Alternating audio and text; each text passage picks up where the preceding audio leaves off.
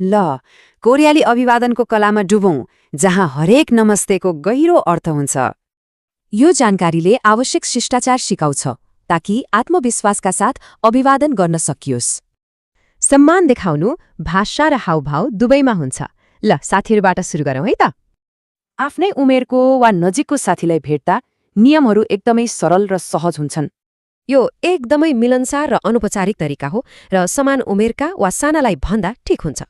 अनौपचारिक र औपचारिक बीचको फरक एकदमै महत्त्वपूर्ण छ। अब औपचारिक अभिवादनतिर लागौं।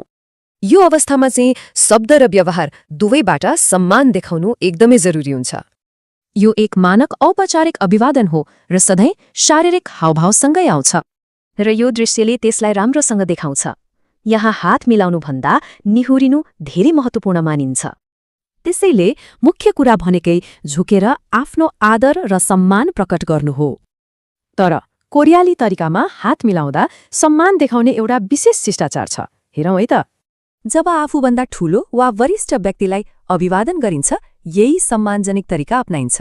यो सामान्य हावभावले हात मिलाउने कामलाई सम्मानको गहिरो प्रतीक बनाइदिन्छ। अब एउटा रमाइलो कुरा के छ भने यो एउटै वाक्यांश कति धेरै काम लाग्छ। यो दिनको जुनसुकै समयमा पनि प्रयोग गर्न मिल्छ। त्यसैले यो जान्नै पर्ने वाक्यांश हो। एउटा कुरा याद राख्नुपर्छ, औपचारिकता नै सधैँ सबैभन्दा सुरक्षित र सम्मानजनक विकल्प हो। कोरियाली अभिवादन बारेको यो जानकारी यही सकिन्छ, तर एउटा प्रश्नबारे सोच्न छोडौं।